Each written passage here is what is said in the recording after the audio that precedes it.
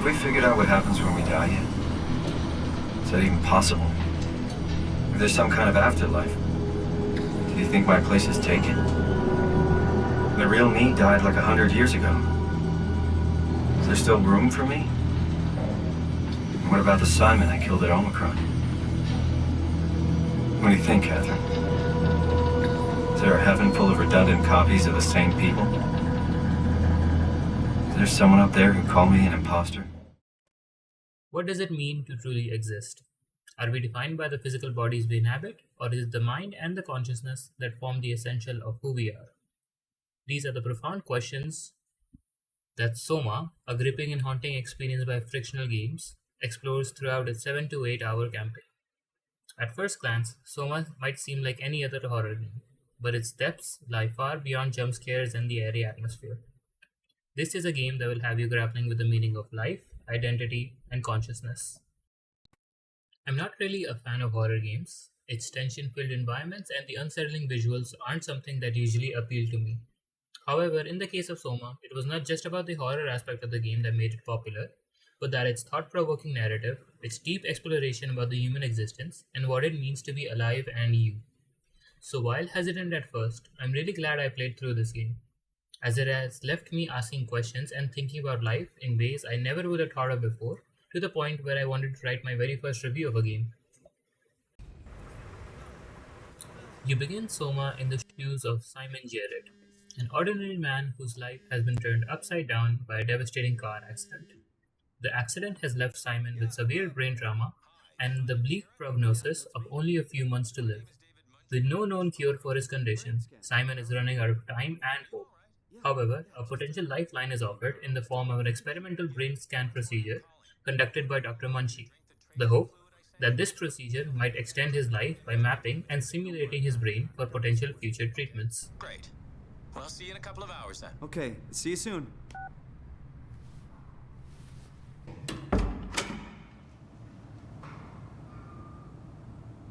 Hello? Dr. Munshi? Where is everyone? I thought this place would be busy. With nothing left to lose, Simon heads to Dr. Munshi's makeshift office for what seems like just another appointment. However, things seem off. There's no receptionist, no proper medical setting, and Simon is forced to break into the office. Inside, he finds Dr. Munshi casually setting up his equipment, preparing for the brain scan. The airy calm before the storm begins as Simon, trusting the doctor, takes his seat and the procedure begins.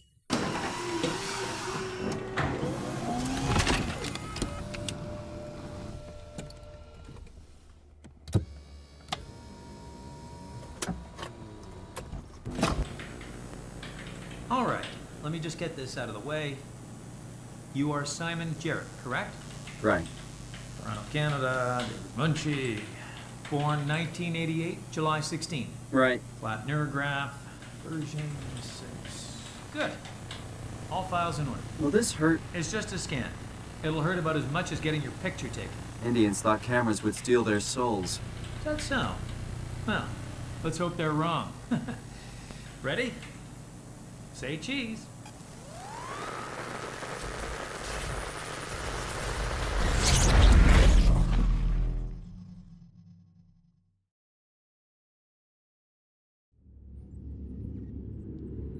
What happened?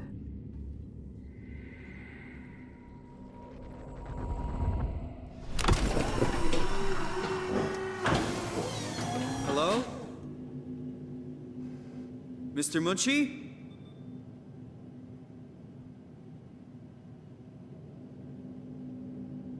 Did something go wrong? This isn't funny.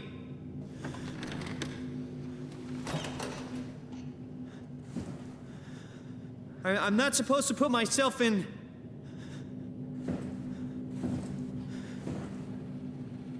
This is kind of stressing me out.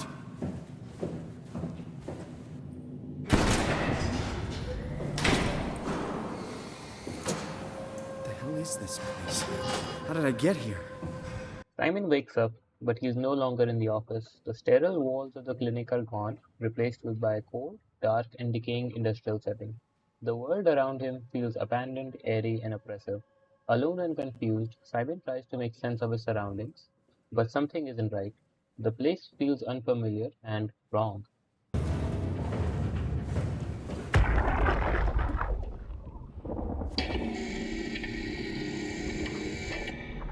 Hey, you. Can you talk? Can you talk like the others? Why are you like this?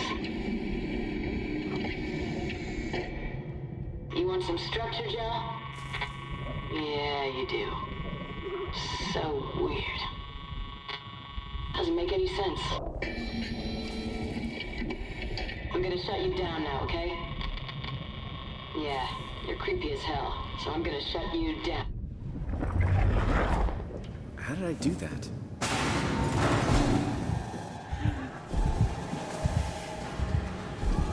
Simon quickly realizes that he is not alone.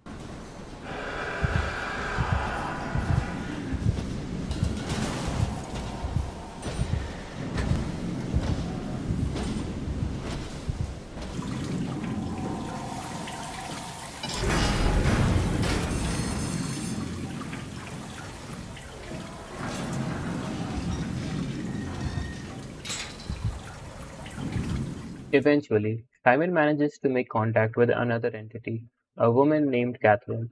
She informs him that he is in a submerged research facility called Pathos 2, located deep beneath the ocean's surface. The Earth, as she explains, has been devastated by a catastrophic comet strike, wiping out all life on the surface. Pathos 2, once a cutting-edge underwater facility, is one of the last remaining refuges for life. But even here, things have gone horribly wrong. Oh, that's better. Simon, was it? Jarrett, Simon Jarrett. Hi, Simon. I'm Catherine. Have you figured out what's going on yet? Me? I was hoping you'd have some answers. I probably have some. What do you want to know? Where to even begin? I mean, what is this place? How did I get here? And why do the robots talk like they're people? Well, you're at Upsilon, clearly. Have you never been there before? Where did you work? The Grimoire in Toronto. Is that really important? No, I mean, where did you work at Pathos 2? I don't know what that is. That's unexpected. Did you come directly from Toronto? Yeah, I did. And it was very unexpected. Have you seen any people? Like staff or field technicians? Only robots, crazy ones. This is also strange. You're telling me. What was that? Whoa! What's going on? I think this place is about to collapse. What do I do? Simon, come to Lambda. How do I get there? There are sound trains connecting all the sites. Find one and come here. I'll wait for you.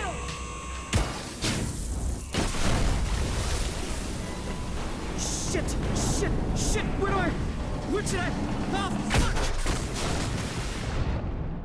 Just as Simon begins to process this nightmare, an earthquake floods the area he's in, threatening to drown him, but something unexpected happens. Simon survives. In his confusion, he realizes he's encased in some kind of advanced diving suit, one that allows him to breathe underwater. It's at this moment that Simon begins to confront an even more horrifying reality. He's not human anymore. His consciousness has been transferred into a machine. This is insane!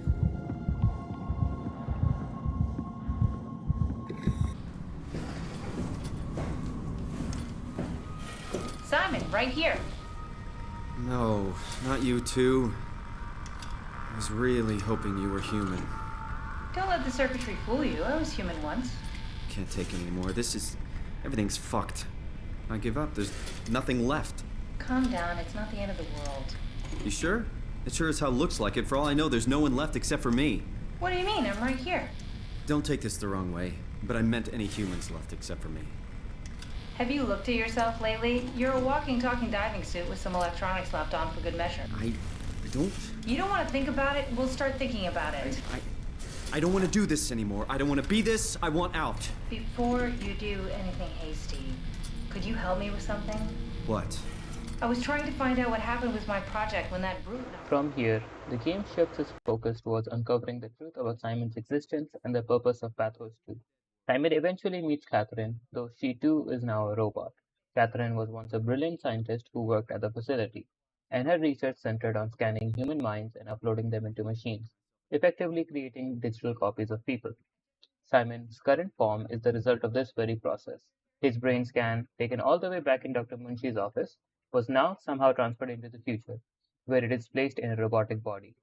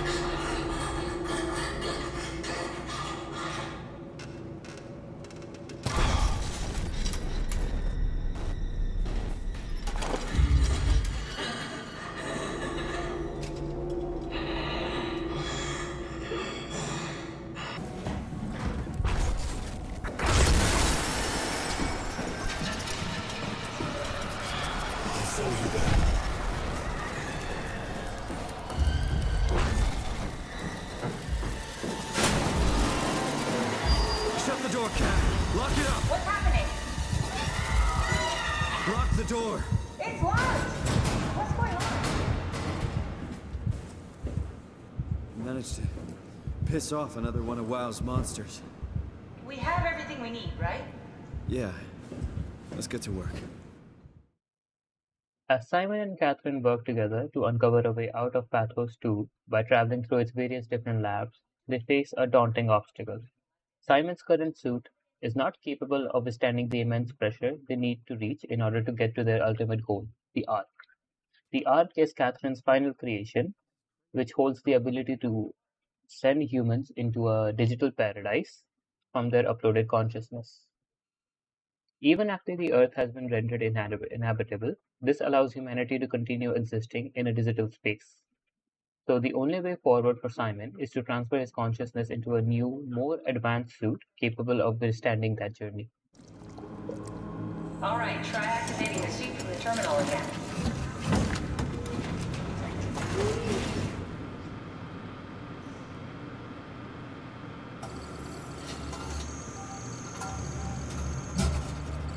I can't believe we're doing this. It will be fine. Then why don't we put you in the suit? I was gonna suggest that if you refused. You'd go without me. I need to do this, Simon. This is important. I need to launch the Ark. You'd really do it. Change body. Yes, if you want to stay here, I'm not gonna stand in your way. I don't want to tell you what to do. What would it be like before? Close my eyes and then... And then open them again. All right. Let's do it. Thank you, Simon. Go sit in the pilot seat in the next room. You might need to boot it up.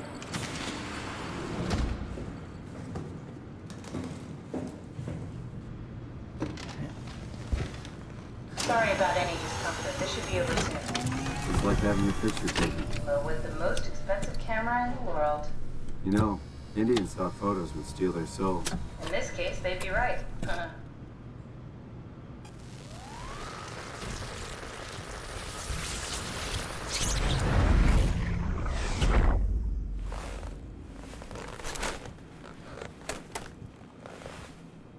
There must be something wrong. Can't you run a diagnosis or something? What was that? No, it's just... Why was it still talking? It's the same like before. Catherine, why was he still talking? That's how it works, you know that. What do you mean? You know it's not magic. You were copied. The sleeping Simon in the seat was copied, and now you are here, just like Simon lived on in Toronto. God damn you, Kath. Two Simons? There can't be two Simons. What did you think would happen? That you were gonna take my mind and put it into another body, like a brain transplant. I'm sorry, it wouldn't work that way. You realize how messed up this is? Please, I didn't mean to upset you. How did you expect me to react to this shit? Please stop. You're fucking disgusting. What's gonna happen to him? He'll sleep for a while, a few days. And then what? Wake up in this fucking nightmare again? All alone? So cruel. Well, what do you want me to do with him? Make friends? Let him know that we have to leave him behind when we go into the abyss? What if... What if he didn't need to wake up? You'd do that? This is where SOMA truly begins to unravel the complex existential question at its core. The transfer process involves creating a new version of Simon's consciousness in a fresh robotic body, one capable of continuing the mission. However, here's the catch. The transfer is not so much a movement of consciousness as it is a duplication. After the process, there will be two Simons, one in the old damaged suit and another in the new, more capable one. This is the game's most visceral, personal challenge to the player. You've been in Simon's shoes the entire time, seeing the world from his perspective, and now you're faced with the unsettling realization that your consciousness isn't something that can simply be moved like a file from one folder to another. Instead, it can only be copied, creating two distinct versions of you, one that continues the journey and another that remains behind, conscious of his fate. This moment is not just a character's dilemma, it's about the player's personal reckoning with identity and continuity. Which Simon is the real Simon? Is it the new Simon, truly a continuation of you, or is he a copy? Both have the same memories, the same thought, but they are now two separate entities. It's a deeply uncomfortable situation, and one that forces you to question the very nature of what it means to be you.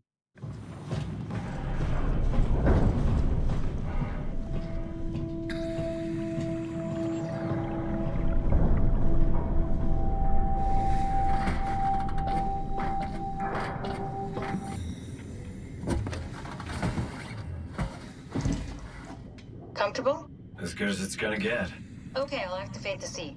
You should be able to use the machines to load the bullet you assembled.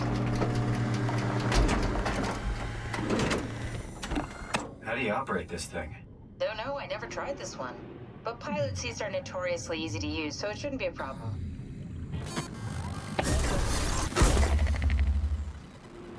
Okay, ready when you are. Just hit the button and we're... As Simon journeys towards the Ark, the player is left with lingering questions of the nature of humanity, consciousness, and existence.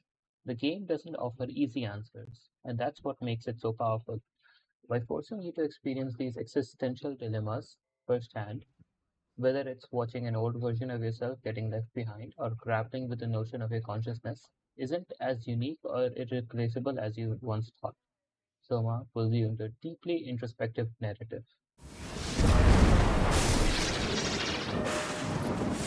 Time, 20 seconds. What's the matter with the upload? Just give it a second. Thought you guys would have better bandwidth.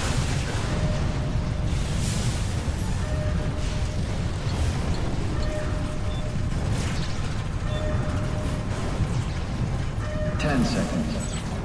9, 8, 7, 6, You gotta be kidding me! 5, 4, 3, Come on, load! 2, Yes! Fuck yeah, we made it! Woo!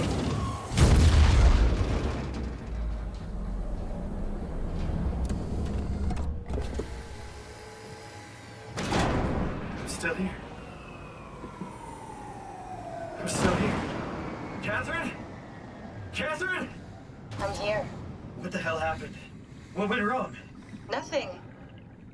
They're out there, among the stars. We're here. No. We were getting on the Ark. I saw it. It finished loading just before it launched. Yeah, I saw. Then why are we still here? Simon, I can't keep telling you how it works. You won't listen. You know why we're here. You were copied onto the Ark. You just didn't carry over. You lost the coin toss. We both did. Just like Simon at Omicron, just like the man who died in Toronto 100 years ago. No, this is bullshit. We came all this way. We launched the Ark. I know it sucks, but our copies are up there. Catherine and Simon are both safe on the Ark. Be happy for them. Are you crazy? We're gonna die down here with those fuckers living at large on a spaceship. They're not us. They're not us. I'm sorry you feel that way, Simon. I'm proud of what we did. We made sure that something of the hundreds of thousands of years of human history survives, that something lives on. No. Fuck this. Fuck this. Fuck you. Fuck you, Catherine, you lied! And I believed in you, I trusted you! You said we're getting on the fucking Ark! We are on the Ark, you idiot! I didn't lie! I can't be responsible for your goddamn ignorance! You Fuck! Catherine? Please don't leave me alone. Catherine? Catherine?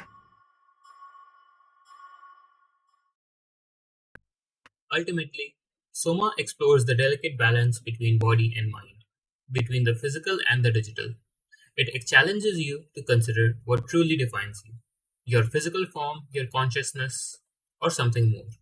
As the credits roll, you're not left with the satisfaction of a neatly wrapped story, but with the weight of unanswered questions about life, death, and identity. The game doesn't hold back in confronting the player with these difficult, thought provoking questions. What is consciousness? What does it mean to be human? Can the digital version of a person truly carry on their legacy? Or is it merely an imitation, a shadow of who they once were? And as Simon grapples with these questions, you, the player, are left to ponder them as well. In the end, Soma isn't just a horror game. It's an existential exploration of what it means to be human. And as you navigate its dark corridors and terrifying encounters, you're not just left with confronting external monsters, but the deepest, most unsettling truths about yourself. Catherine!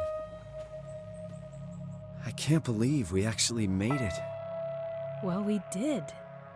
I'm so relieved. It's okay, Simon. Everything's all right now.